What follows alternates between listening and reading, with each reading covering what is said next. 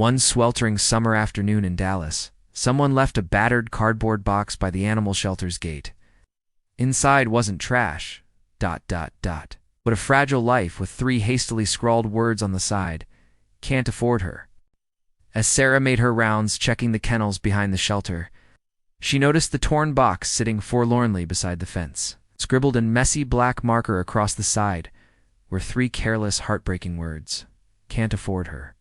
The stench of urine and something worse hit Sarah as she approached. Peering inside, she saw a tiny golden retriever puppy, no more than 8 weeks old, curled up and barely moving. The poor creature's fur was matted with dirt and what looked like dried blood. One of her back legs was bent at an unnatural angle, clearly broken.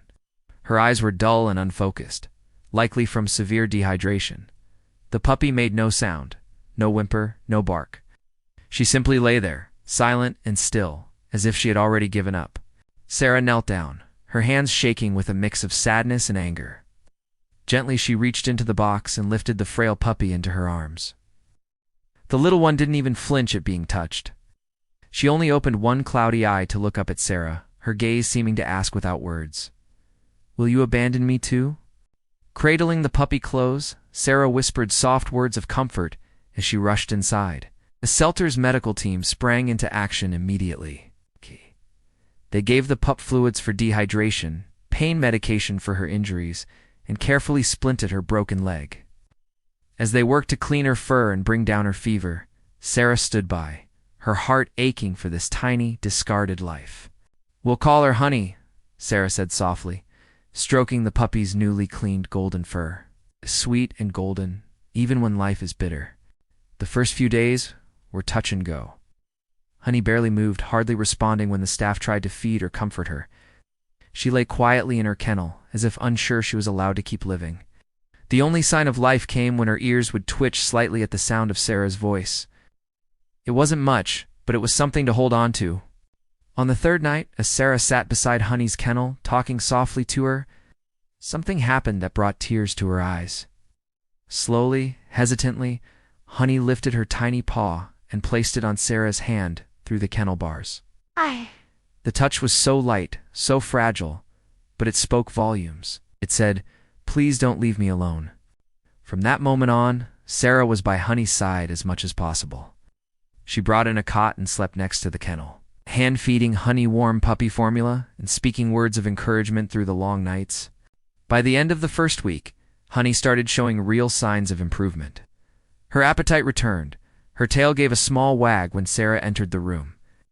And one morning, Sarah found her cuddling a small stuffed duck someone had left in her kennel. It wasn't just about surviving anymore. Something inside Honey was waking up. Her eyes grew brighter, her movements more purposeful. She was beginning to believe that maybe, just maybe, she deserved love after all. In the 3rd week came a breakthrough that had the whole shelter celebrating. Sarah was sitting across the room, reading aloud from a book, as she often did while keeping Honey company. Suddenly, movement caught her eye. Honey was standing up in her kennel. She was wobbly and favoring her healing leg, but she was on her feet. And then, slowly but surely, she took a few shaky steps toward Sarah. Sarah dropped her book and rushed over, tears streaming down her face. She opened the kennel door, and Honey stumbled into her arms, tail wagging furiously. That night, Sarah wrote in the shelter's log, "Honey isn't just healing physically, she's choosing to trust again, choosing to love." As the weeks passed, Honey grew stronger every day. Her leg healed, her fur became glossy and thick, and her personality blossomed. She loved to play and seemed to have an endless supply of puppy energy. The day finally came when the shelter's veterinarian declared her ready for adoption.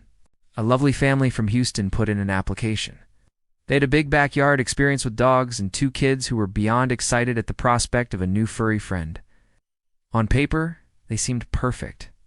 But something in Sarah's heart hesitated. Years ago, she had lost her beloved childhood dog to old age. The pain had been so intense that she'd sworn off ever having another pet. She'd thrown herself into shelter work instead, telling herself it was enough to help other animals find homes. And then Honey had come into her life. One evening, after a long day of adoption interviews, Sarah went to check on Honey one last time before heading home. What she saw stopped her in her tracks. Honey had dragged Sarah's jacket, which she'd accidentally left behind earlier, into her bed. The puppy was curled up tightly with it, her nose buried in the fabric where Sarah's scent lingered strongest. In that moment, Sarah knew what she had to do. Honey had already found her forever home. The next morning, Sarah marched into the shelter director's office and tore up the adoption application from the Houston family. Instead, she filled out a new form, this time with her own name in the adopter field. Later that day, Sarah went to the storage room where they'd kept the cardboard box Honey had been found in. She picked up a marker, crossed out the cruel words that had haunted her for weeks. Can't afford her, and wrote something new, cherished, protected. Forever. Honey thrived in her new home with Sarah. As she grew into a beautiful adult dog, her gentle spirit touched everyone she met. Sarah eventually trained her as a therapy dog, and every week they would visit the shelter together. Honey would quietly walk past the kennels, stopping to offer comfort to the newest, most frightened arrivals. She seemed to know exactly which animals needed her silent presence the most. Honey wasn't just rescued. She became a rescuer herself. From a discarded puppy in a dirty box, she transformed into a living symbol of resilience and hope. Her story was shared with every new shelter volunteer, a powerful reminder that second chances can work miracles and that no life is ever too broken to heal. Because sometimes all it takes is one person who refuses to give up, to turn abandonment into belonging, and a forgotten soul into a beacon of light for others.